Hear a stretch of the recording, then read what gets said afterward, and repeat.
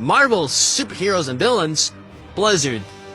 Employed by Stark Industries, Dr. Gregor Shaponka attempted to steal a Stark technology to fund research into longevity. Caught and fired, he developed a suit with freezing powers and came to be known as the villain Jack Frost and later Blizzard. Shaponka was killed by Arno Stark, the Iron Man of 2020 from Earth 8410, who had came back in time for data needed to disarm a bomb. Shaponka's successor was Donnie Gill, an employee of Justin Hammer.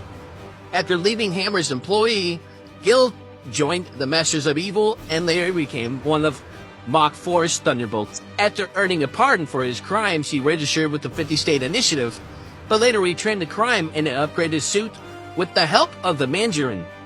Randy Macklin then wore Gill's suit for a while. After he was captured and served his time, Tony Stark took him under his wing. First appearing in Tales of Suspense, issue 45, September 1963, he is 5'6", 165 pounds.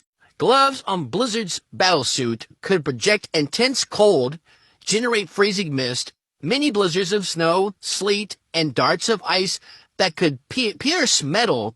He could freeze people by covering them in frost and escape capture by creating in ice slides. He has no superhuman powers.